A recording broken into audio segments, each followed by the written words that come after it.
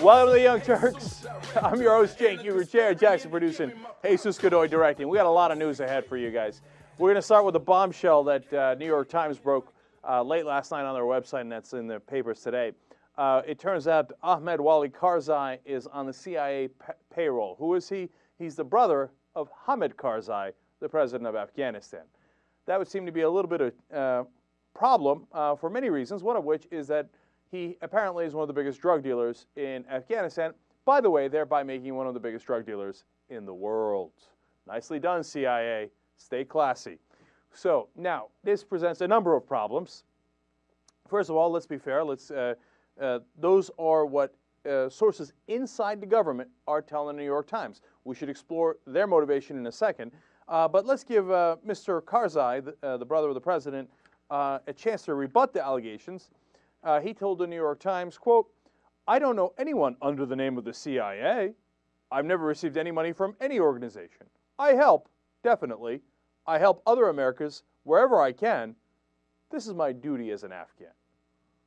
Right. Even that denial is smacking of CIA. What name so? Oh, do I get money from the Americans? You know, I help from time to time. And they have excellent details here that leads you to believe that, in fact, yes, of course he was, including taking Mullah Muhammad Omar, the former leader of the Taliban, his house, and turning it into a safe house for the CIA to use, along with a cute little group that Karzai set up called Kandahar Strike Force. An American official admits, yes, he is our landlord.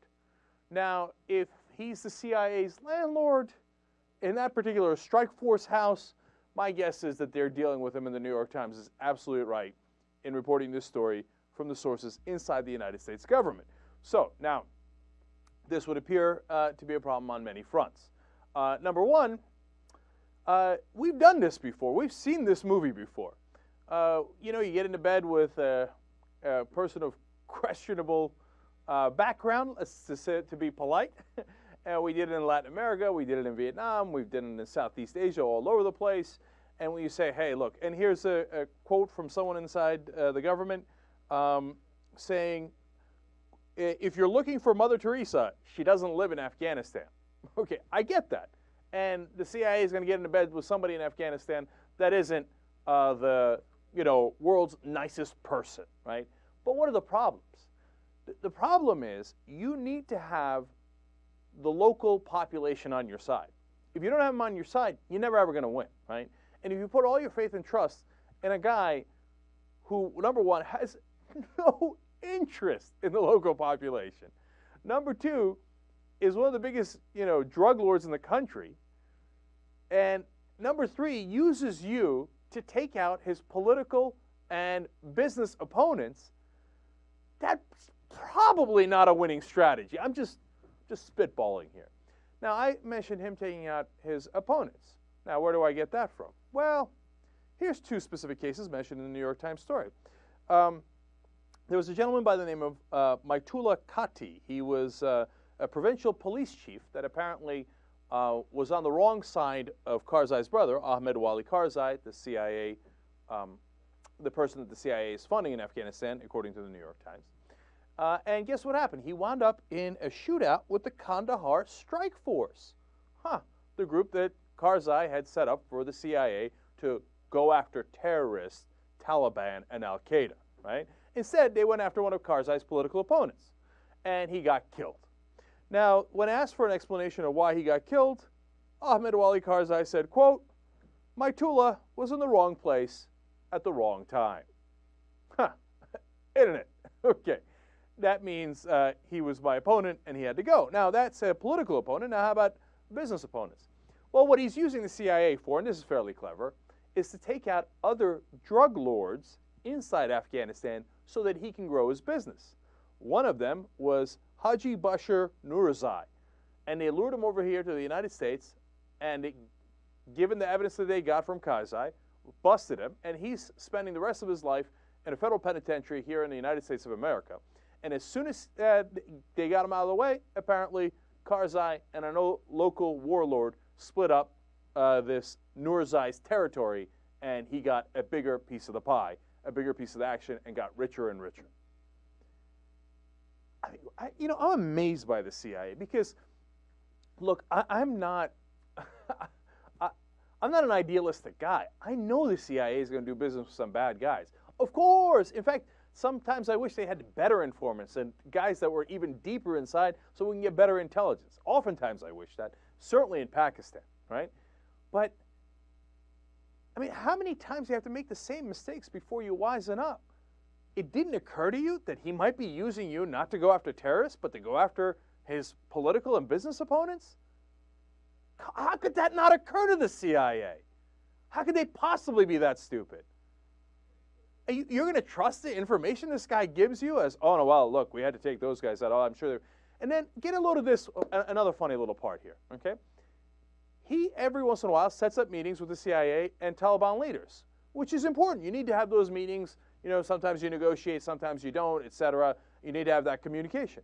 But it would occur to me to ask if I was in the CIA, wait a minute, now, how does Ahmed Wali Karzai, who's theoretically helping us fight the Taliban, have so many friends inside the Taliban that he can set up meetings with them anytime he likes? That's curious. Look, this guy doesn't give a damn about Taliban or not Taliban. The only thing he cares about is how much money he's making and how much money he's going to funnel over to his private bank account in Switzerland or wherever it happens to be.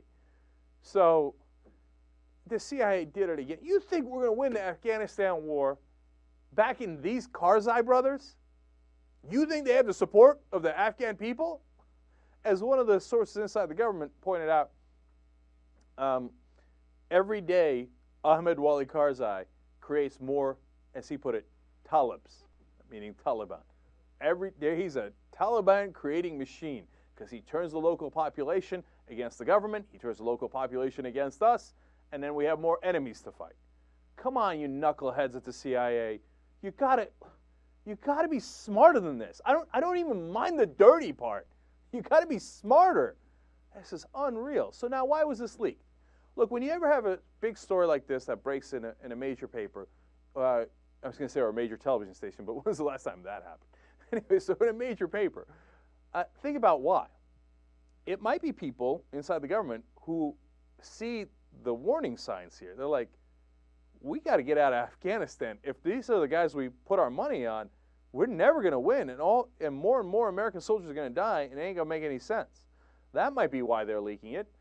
Or, now this is real machination here, but maybe some people inside the Obama administration has decided we can't work with Karzai. If we have any chance of winning in Afghanistan, it can't be with Karzai. So if we leak that Karzai's brother is dirty and works with the CIA, well then maybe, just maybe, he'll lose that next election that's coming up in a couple of weeks. And if Karzai loses and Abdullah wins, then maybe we have a real partner we can, try to rebuild Afghanistan with. Now, it could be one of those. It could be another reason that they leaked it. Those are, in my opinion, the two most likely scenarios. But here's what I conclude from this piece no matter what. If Karzai, quote unquote, wins the re-election, by the way, his brother also helped him to set up phony voting booths that didn't exist at all. And that's how they manufactured 1 million phony votes that didn't even exist. 1 million. So if they do that again in the next election and Karzai, quote unquote, wins, we got to get the hell out of Afghanistan.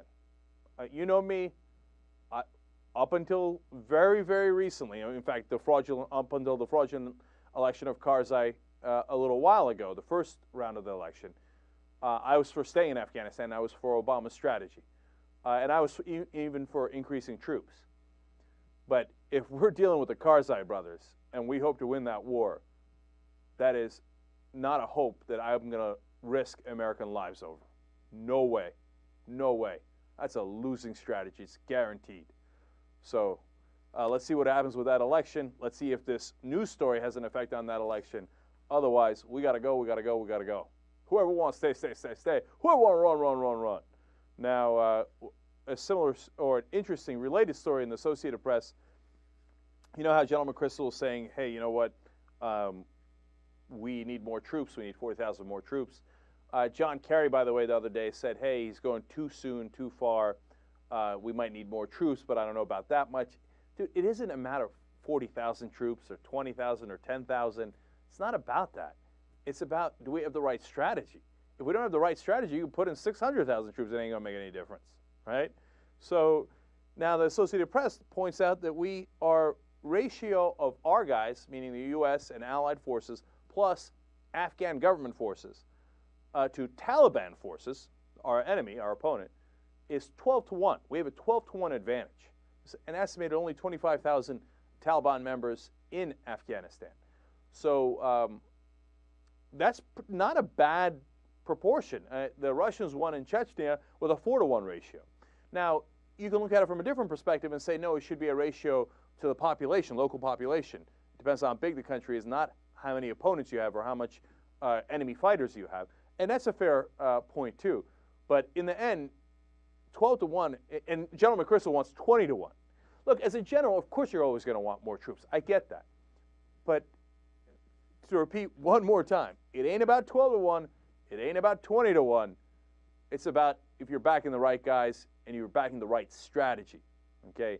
And if you're backing the Karzai brothers, that is not the right strategy in Afghanistan. Now, real quick on foreign policy, one further note. There was a disastrous bombing, of course, in Pakistan, and it was in a Peshawar market. More than 90 people died, and 200 were injured. Hillary Clinton is in Pakistan right now, and of course, the people attacking the Pakistani government, I'm sure, were not unaware that Hillary Clinton's there. Also, the Pakistani government going into South Waziristan to clear out some of these guys. So all of these things are at play, and I think that I'm not an expert on local Pakistani politics, but my guess is that they're really pissing off the Pakistani population, the Taliban is, and they keep killing more and more Pakistani civilians. I don't think that's a winning strategy for them. So I think they're making a huge mistake here. And so Hillary Clinton was there, and of course she said, we stand with the Pakistani people, and we're going to do the right thing. And she was at a press conference with the Pakistani foreign minister, Shah Mahmood Qureshi, and I had not seen it, but one of our listeners, DW in Boston, sent in the clip, and I enjoyed it. The Pakistani foreign minister is going to go after him hard, Mike Singletary style. Let's listen in. States of America. People who are carrying out such heinous crimes, they want to shake our resolve. And I want to address them. We will not buckle. We will fight you. We will fight you because we want stability and peace in Pakistan. You think by attacking innocent people and lives, you will shake our determination? No, sir, you will not. No, sir, you will not. I like that quote. We will not buckle. We will fight you. So there it is. We are fighting him in Pakistan. We are fighting him in Afghanistan. Let's just hope to God we know what the hell we're doing. Young Turks. Back on the Young Turks. Now we're going to talk a little economic policy with Dean Baker. He's the co-director of the Center for Economic Policy Research in D.C. Dean, welcome back to the Young Turks.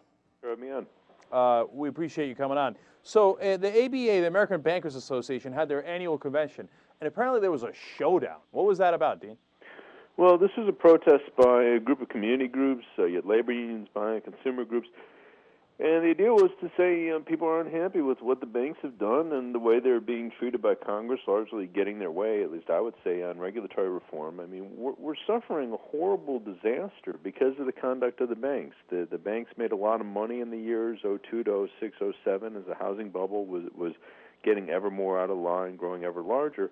They were making money hand over fist, and now that's collapsed. And as a result of that, we have almost 10% unemployment. There's another 5 million people who are working part-time with like full-time work. We're losing 2 million homes to foreclosure every year.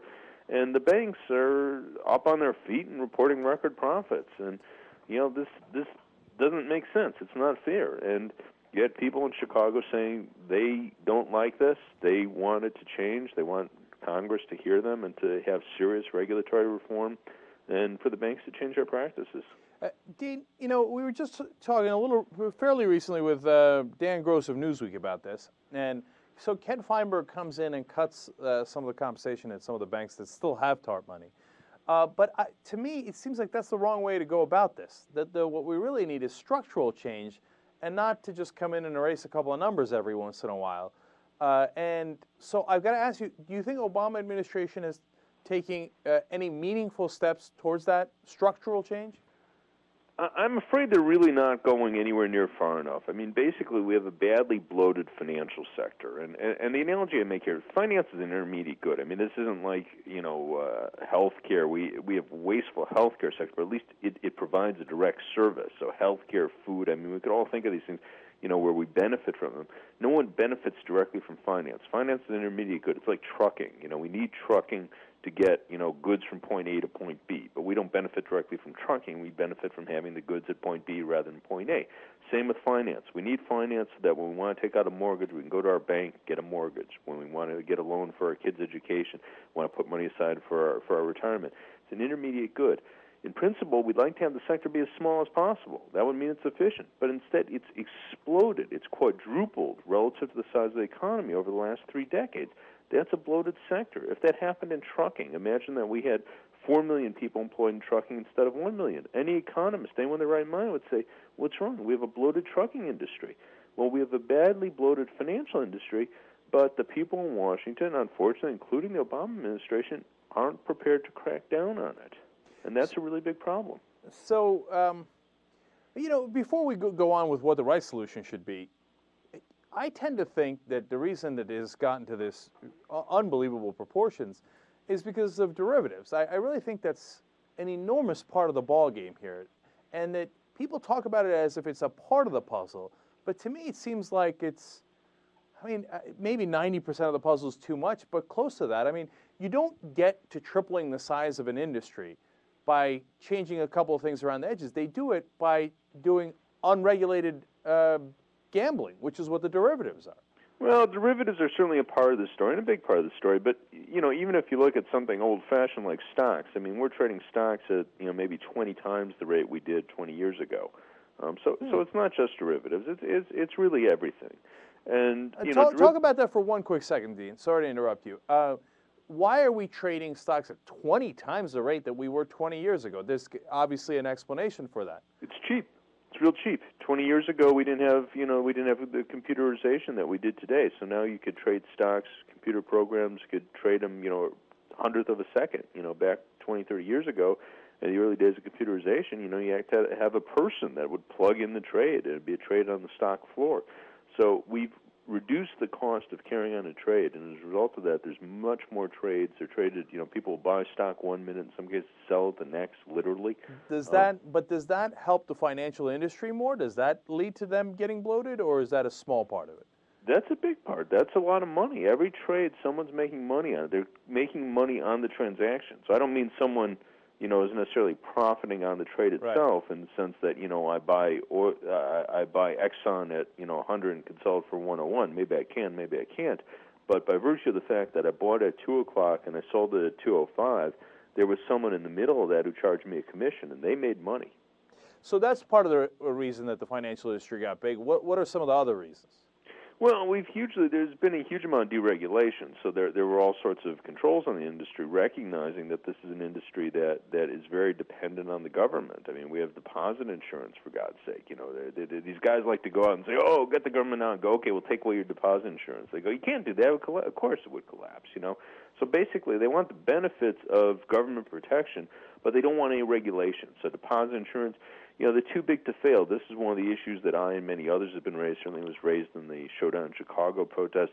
You have banks that everyone knows the government will not let them fail. Goldman Sachs, if they do something really stupid and they sink the bank, well, everyone knows it won't fail. What that means is that if I'm an investor and I've got $50 million to lend somewhere, well, I could look at Goldman Sachs and go, well, you might be doing stupid stuff, but if you get in trouble, I know the government's going to bail you out, so sure, I'll lend you $50 million. So they benefit hugely from all forms of government protection, and that allows them to get bigger, take big risks, and they end up putting the money in their pocket, and when things go bad, of course, we get stuck with the bill. We're talking to Dean Baker. He's the co-director of Center for Economic Policy Research in D.C. And Dean, of course, now we get to the issue of what do we do about it? Well, one of the things I would love to see us do, and this is getting some traction here finally, is to have a modest tax on financial transactions. I was talking before about how the cost has gone through the floor. So if I want to trade shares of stock or futures or options, the cost of doing that has plummeted in the last 3 decades.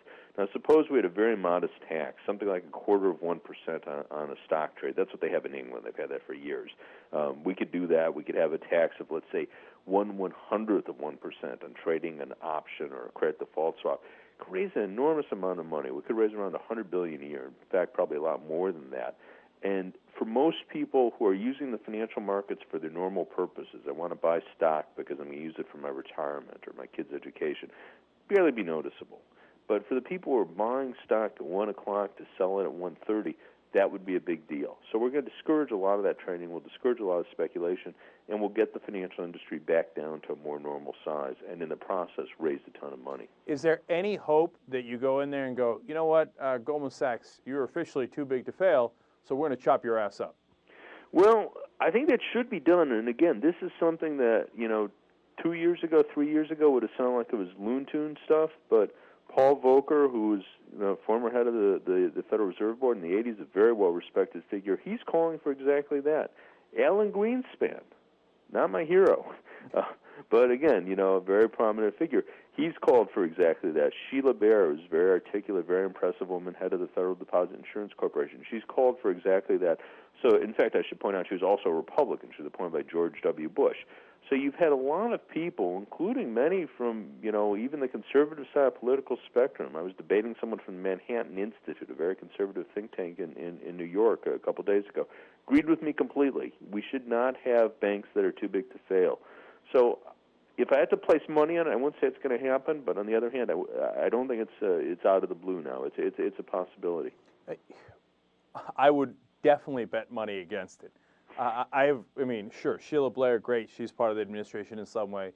But I don't see Obama with anywhere near the courage or inclination to go. You're going to have a lot more showdowns in Chicago. There were 5,000 people or thereabout came out for those protests. You're going to need that lots of places. You're going to need that in New York and San Francisco and Atlanta. You're going to need a lot of that. You're going to need people calling up their representatives in Congress.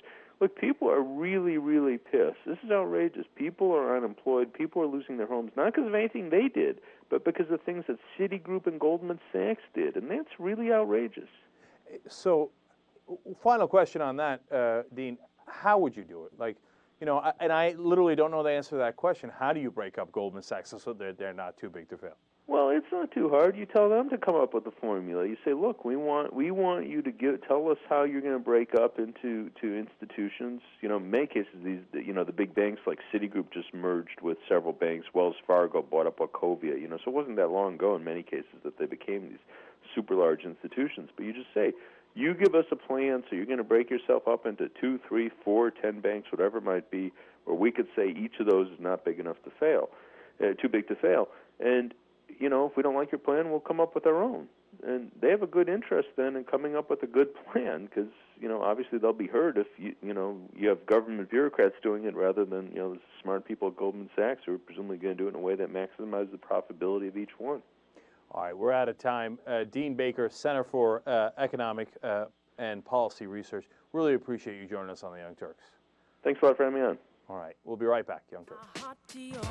All right, back on the Young Turks, and it is that time of day. You can't go a whole show these days without talking about the public option on healthcare reform. So, 2 days ago, good news. Harry Reid comes in guns blazing, says to Barack Obama, thanks, but no thanks. I'm not going to go your weak sauce direction. I'm going to take it strong. I'm going to take it over the top. We're going to go with public option with an opt-out, which is not bad. It's not our ideal compromise, but we can live with it. And Obama says, oh, you're on your own.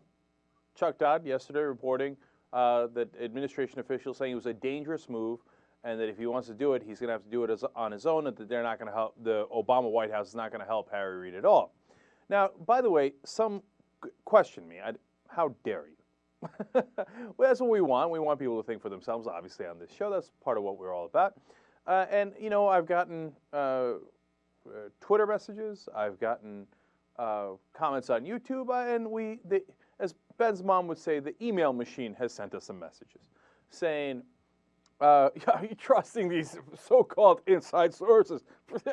Yeah, right. They don't know nothing, man. Obama's awesome. No. He's got to be on our side, and I wouldn't trust Chuck Todd at all. I wouldn't trust any of these Washington news guys. Now, do I strike you as a guy who seems overly reliant on television news? Do I say, if you watch it or listen to the show regularly, do I sound like I defend television news all the time? Like, oh, wow, they're doing a great job. No. You think I'm just going to trust Chuck Todd? No, but let me tell you the reasoning why I believe Chuck Todd when he says that he has top administration officials telling him that. Because of how politics works. If no one actually told him that, and the White House was opposed to that message getting out, there would be an immediate reaction. The White House would put out a statement saying, Chuck Todd is wrong, there are no such sources, it's outrageous and false, and we won't stand for it.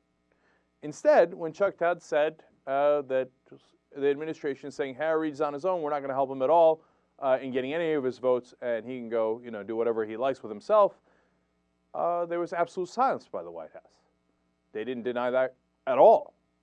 That means they absolutely meant it. Yes, it was from them. I mean, you can deny all you want, but then you get to the point where it's like you're denying facts. Okay, there's no question that they would have objected if they hadn't really sent that message. So that seems to be the case. So he's on his own. And then we had a bad turn of events yesterday when Lieberman comes out and says, I'm going to join the Republicans in a filibuster to kill this thing if necessary. We got quotes on Lieberman in a second. And then today, more bad news. From the House side, apparently they could not muster enough votes, and the Democratic leadership now saying it, including Progressive Caucus leadership, including our man, Representative Raul Grijalva from Arizona. I don't know what I'm going to do with his name. Let me try to anglicize it so that I don't sound super awkward every time I do it. Grijalva. Okay, I'm going to go with that from now. He came in and said, look, I agree, we don't have the votes. I wish we did. I fought like hell for it. I'm going to keep on fighting for it. I'm going to bring it up for another vote in an amendment form after the bill is put together. But we could not get a robust public option of Medicare plus 5. Okay. Now, if you don't know the details, we've gone over the details of that on the show. If you don't know what it is, don't sweat it. It just would have been a lower cost to us. And I'm going to explain that in a second. So instead, what they're going to go with is a weaker version of the public option where we negotiate the rates. Now, that's not the end of the world. It's not an option that says, oh, it's not worth doing or it's more counterproductive. No, but it's just not as strong. And one of the reasons it's not as strong is because the reason we care about the public option is because we're the fiscal conservatives, if you will, if you take that definition of conservative, not politically conservative, but fiscally conservative. Because Medicare plus 5, as opposed to negotiated rates, would save United States taxpayers, according to the Congressional Budget Office, $85 billion. So what these so-called conservative Democrats have done in joining with the Republicans in killing the stronger version is they cost us $85 billion, let alone higher premiums if you go with the public option. So, and no one ever points out why they do it. They keep calling them conservative Democrats. And I tell you what the reality is, they're corporatist Democrats. But thank God somebody finally pointed it out. Ryan Grimm at Huffington Post did a great job of just in a couple of sentences explaining it. He said in the middle of this story, explaining what happened today, observers have noted the irony of the blue dogs who champion fiscal conservatism, backing the more costly public option. But such confusion misreads the Blue Dog Coalition, which is more properly understood as a bloc of Democrats who favor business interests. In the case of the public option, requiring it to negotiate rates means higher payments to providers, hospitals, doctors, and drug makers, and less competition for insurance companies. And there you have it. That is exactly right. Okay, there you go. Nice reporting. Where you say the real reason the Blue Dogs want to do this is not because they're conservative, but it's because they favor business interests and they're getting paid by those guys. Now, Ryan Grimm didn't get into how they get paid by them. That's a whole different story, right? But they're doing it to sell out to the lobbyists so that these guys can get more of our money. That would have been $85 billion in our pocket rather than their pocket if the Blue Dog Democrats didn't just destroy fiscal conservatism in this case. Now, destroy is too strong a word, but they certainly damaged it to the tune of $85 billion. So now that's not the final version of the bill. That's the version in the House. Then they combine it with the Senate version, and they come up with something even weaker. Woohoo! So the day that Harry Reid did the right thing, we were excited because if he hadn't done that, none of this would even be a conversation. But I told you, don't get overexcited. You think the lobbyists are going away? You think the conservatives are going away? The Republicans are going away? They're not going away. And I'll tell you, a very important part of this is, why did we not get the Blue Dogs on board? Once again, I hate to be the bearer of bad news, because the White House didn't try. As Ben said yesterday on the program, they might have tried and still not gotten it. But I'd have liked an effort. That would have been nice. I thought that's what we voted for. All right, now let's go to Joe Lieberman. We told you yesterday that he's done the exact opposite of what he's saying today. Rachel Maddow made a good point. She pointed out last night that, and I'm going to quote her here, a member of the majority has never before crossed party lines to filibuster with the minority. Isn't that amazing? Joe Lieberman breaking all precedent. Member of the majority has never crossed party lines to vote with the minority on a filibuster, okay? Now, Joe says, you don't understand. I care so much about this that I got to filibuster it, because if I'm going to vote against it, I got to vote against the filibuster. And as we told you yesterday, that's not the case. 3 different instances, including the bankruptcy bill, bill on border security, and a bill on Iraq funding. He voted against the bills, but he voted with you're going to be shocked, with the Republicans to get beyond the filibuster that the Democrats were doing. So that statement of principle is nothing but a load of crap. Oh, you know what? Another filibuster that he prevented was of Judge Sam Alito's. You might remember that, when he joined the Republicans again to say, oh, no, Sam Alito needs an up and down vote. Up and down votes are so important, unless it's about the most important Democratic legislative priority, and you're supposed to be in the Democratic caucus, and you're going to kill that. All right, so let's go to Joe. He's going to defend himself here. And get a load of this. He's on Fox News with Jane Skinner, okay? She's going to do a pretty decent job of challenging him. Nicely done. Maybe Shep Smith is spreading ideas throughout Fox News. Let's go to clip number 3. I want to get your reaction to what Leader Reid had to say there. He says you will work with Democrats once this thing gets to the floor. Well, I'll work with Democrats, I'll work with Republicans, and I hope we can all work together to get some health care reform done, because we need it. But I'm not going to vote for health care reform that either stifles the economic recovery that we need to start creating jobs again, or that increases the debt, which is at a sight right now for our country. And to me, the public option threatens both. This is a new entitlement program, and the taxpayers and the premium payers are going to end up paying for it, or else the debt's going to go higher, and that's just the wrong thing to do now. So I just felt if I believe that, it was time for me to say it. Senator, supporters of this government-run health insurance say that your economic argument really makes no sense, because the public option, they say, would actually lower costs because it would exert pressure on private insurance out there. I don't agree, and here's why.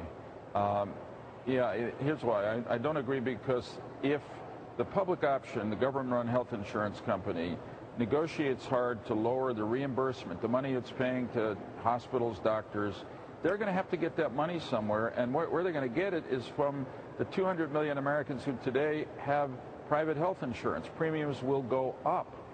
It's exactly what's happened with Medicare and Medicaid, with this new entitlement, new government-run health care program. It's just not worth the risk, and it's not necessary to reform health insurance, which we need to do. When people hear public option, I think they think it's for free. It's not for free.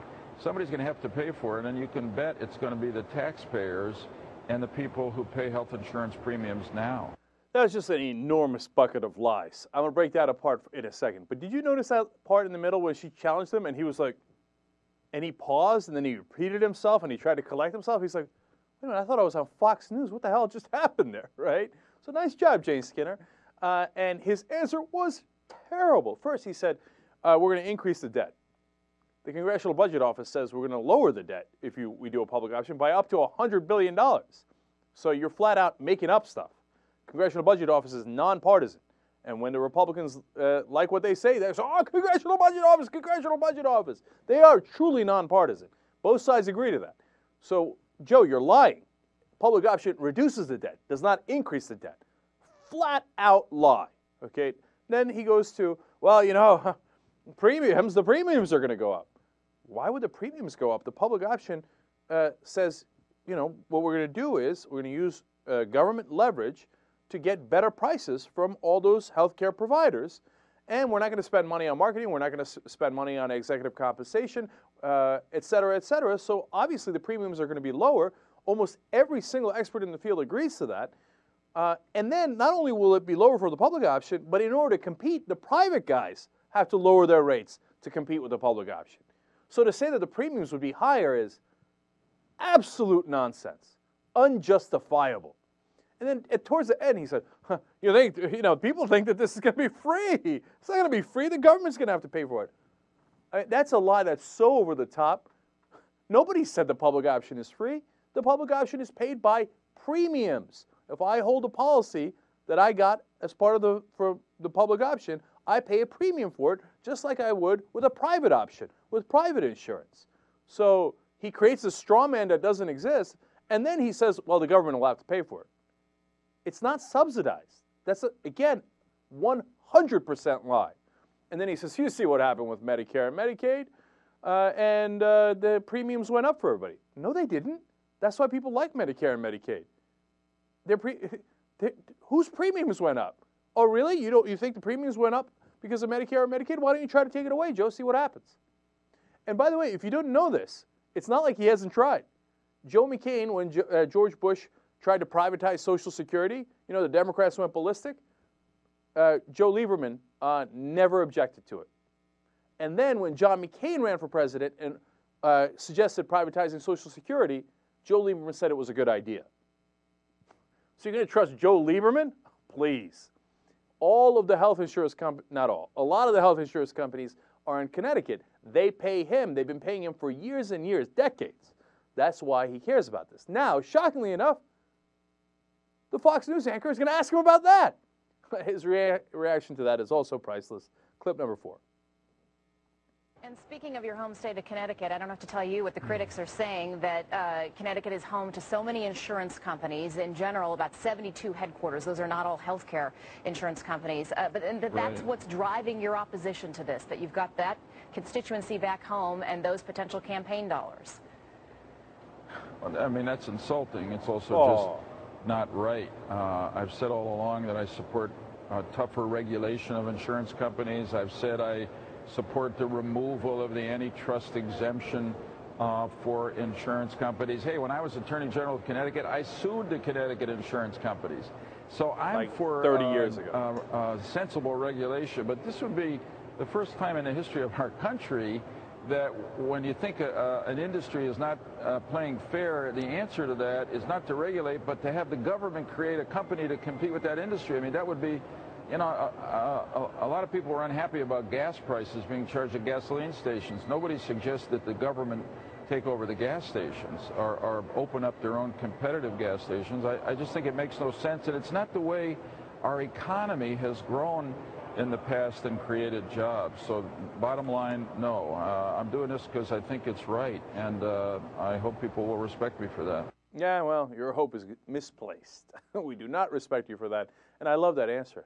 I find that insulting, to think that a politician might do something for the money. But you know what? He doesn't get to ask that question very often because they're scared to death of offending these senators. But you got to ask him that question. Great job by Jane Skinner. Really great job in asking what I think is an obvious question, but it doesn't get asked that often. And then his answer is comical. The government competing with private industry. When has that ever happened in America? How about when Medicare said we're going to provide insurance, health insurance, for everybody over 65? I mean, you're a joke, Lieberman. You're an absolute joke. And then you can find 100 instances. You know what? For example, if you want to deliver a package or a letter or something across the country, you could do it with UPS, you could do it with FedEx, or wait a minute, you could do it with the post office. Huh, when has that ever happened in the history of the United States of America? What a pathetic liar you are, Lieberman. So, one last one now. What can Reid do to get him on their side? This ought to be good. Yeah, clip number 5. But quickly, what gets your vote then? What can Senator Reid offer to you? Good questions. Just so much of the rest of the bill. Just take this government-created, government-run health insurance company that will cost the taxpayers, premium payers, and the debt a lot of money. Liar! Take it off the table. We can You come lie! back in 3 or 4 years if the other reforms we adopt are not working, but I think they will. And so that's my position, and I'm sticking to it because I think it's best for our country and my constituents. Did you catch that? Oh, we'll come back to it 3-4 years from now. I'm sorry, I was busy screaming you lied to him. You know, if it doesn't work, we'll come back 3-4 years from now. Yeah, I love it. How about we do that with everything? Well, you know, the country's in bad shape, Afghanistan, Iraq. We'll just come back to it 3-4 years from now. Who cares? We'll just come back to it. Banking regulations, we just come back to it 3-4 years. The funny thing is, they do that. They do it on almost everything, right? That you think he's doing it for his constituents. If you're his constituents, that's what you like? Well, if the problem's bad, it's been so bad that we've been trying to fix it for decades, let's just wait another 3-4 years.